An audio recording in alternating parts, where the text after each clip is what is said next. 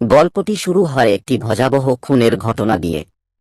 এটা ঘটে অরুণাচল প্রদেশে। কোথায় আছে একটি অল্পবয়সী মেয়ের মৃতদেহ পাওয়া গেছে, যা ছিল একটি সাধারণ মেয়ের। এটি খুনের ঘটনা বলে মনে হচ্ছে না। তার মুখ এটি খারাপভাবে খোসা ছাড়ানো হয়েছে, চোখ বের করে নেওয়া হয়েছে এবং আত্মা যেন শরীর থেকে বের করে নেওয়া হয়েছে, টানা হয়েছে। পুলিশ প্রাথমিকভাবে কোনো হদিস পাওয়া যাচ্ছে না, কিন্তু এটা স্পষ্ট যে খুনি কেবল নির্মমেই নয়, একজন পরিষ্কার পরিচ্ছন্ন, নিয়মতান্ত্রিক ও পরিকল্পিতভাবে কাজ করা আগে ছিল। যত বেশি মৃতদেহ পাওয়া যাচ্ছে, প্যাটার্নটি ক্রমশ আরও ভয়ঙ্কর হয়ে উঠছে। পুলিশ এটা মামলার গুরুত্ব বিবেচনা করে বিশাখাপত্তনম সবচেয়ে সক্ষম এবং গতিশীল অফিসার এসপি অর্জুন সরকারের কাছে সে এটা পাঠায়। এর পেছনের কারণ অর্জুনের ব্যক্তিত্ব। এটি চলচ্চিত্রের প্রাণ। সে এমন একজন পুলিশ কে সিস্টেমের চেয়ে নিজের পদ্ধতি দ্বারা বেশি পরিচালিত হয়। আমার আত্মবিশ্বাস আছে। তিনি বিশ্বাস করেন যে যদি একজন অপরাধী যদি তাই হয়, তাহলে তাকে হত্যা করা উচিত, কারণ আদালত, আইনজীবী এবং প্রমাণ কেবল সময়ের খেলা। এটা অপচয়।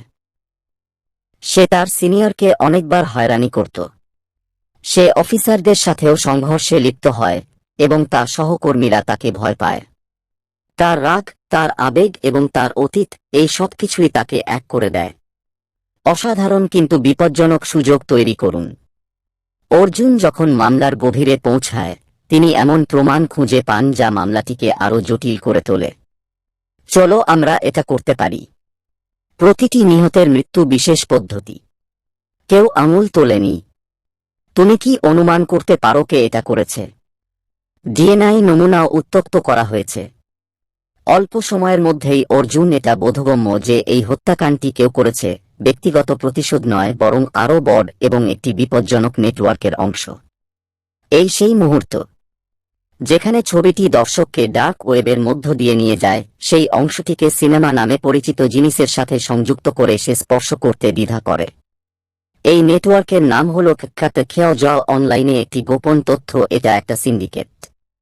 এই লোকেরা হত্যা, নির্যাতন এবং রিয়েল টাইম সহিংসতার লাইভ স্ট্রিমিং করে মানুষের কাছ থেকে বিট কেনে অর্থ উপার্জন করুন।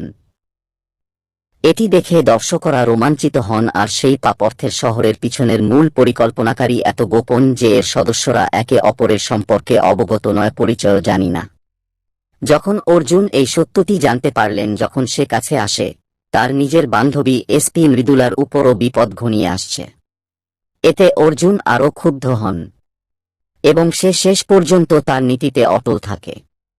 সে যাওয়ার জন্য প্রস্তুত হয়, কিন্তু এখানেই অর্জুন যখন আরও গভীরে ডুবে যায়, তখন একটা মোড আসে। মনে হচ্ছে হাই 2 এর নায়ক হলেন কৃষ্ণদেব। তার মানে কেডি তাকে সাহায্য করতে আসে। কেডি সে অর্জুনের থেকে সম্পূর্ণ ভিন্ন চিন্তাভাবনার একজন ব্যক্তি। তিনি আইনে বিশ্বাস করেন, প্রমাণ হিসেবে মামলার প্রতি বিশ্বাস এবং মানসিক দৃষ্টিভঙ্গি সমস্যা সমাধানে বিশ্বাসী। কেডিস এন্ট্রিটি সিনেমাটিকে আরও রোমাঞ্চকর করে তুলেছে, কারণ এখন দর্শকদের কেবল একটি মামলার মুখোমুখি হতে হবে, সম্পূর্ণ ভিন্ন দৃষ্টিকোণ থেকে বিষয়গুলিকে দেখার সুযোগ এটা পাওয়া যায়। কেডি এবং অর্জুন ধীরে ধীরে একত্রিত হয় আলফার পরিচয় পৌঁছানো। আলফা কই? সে কোন সাধারণ অপরাধী নয়, বরং একজন মাস্টারমাইন্ড যে নিজেকে পৃথিবীর ঊর্ধ্বে মনে করে। তারা বিশ্বাস করে যে বিশ্বের ন্যায় বিচার, আইন এবং প্রয়োজন, মানবতার মতো জিনিসের কোনো প্রয়োজন নেই। তারা কেবল শক্তিশালীরাই বাঁচুক এবং বাকিরা বাঁচুক, তা চায় এটা শেষ হোক। তার জন্য কেবল একটি কোনো নেটওয়ার্ক নয়, বরং একটি নতুন বিশ্বের ভিত্তি হয়। ক্লাইম্যাক্সে অর্জুন আলফাকে ধরে ফেলেন নেয়। সে তাকে হত্যা করতে চলেছে, তার স্বভাব অনুসারে পূর্ণ রাগের সাথে। কিন্তু কেট তাকে বাধা দেয় এবং থামায়। কেট তাকে মনে করিয়ে দেয় যে যদি তুমিও একজন, যদি তুমি খুনি হও, তাহলে তুমি আলফা থেকে আলাদা নও, তুমি থাকবে। এক মুহূর্তের মধ্যে অর্জুন নিজেই সে সামনে দাঁড়িয়ে আছে, একজন পুলিশ অফিসার এবং একজন রাগান্বিত মানুষের মাঝখানে আটকে গেছে। অবশেষে সে আলফাকে জীবিত ধরে ফেলে। সম্ভবত প্রথমবারের মতো আমি আমার নীতির বিরুদ্ধে গেলাম। এটি ছবিটির সবচেয়ে গভীরতম বিষয়। মানুষকে বদলে দাও যদি সে সঠিক সময়ে সঠিক পথ খুঁজে পেত, এটা দেখানো উচিত। সিনেমা শেষ হওয়ার পর একটি পোস্ট ক্রেডিট দৃশ্য আছে যেখানে একটি নতুন অফিসার এসিপি বীরপান প্রবেশ করেন। তারা সে অর্জুনকে বলে যে এখন তার আরেকটি মামলা আছে।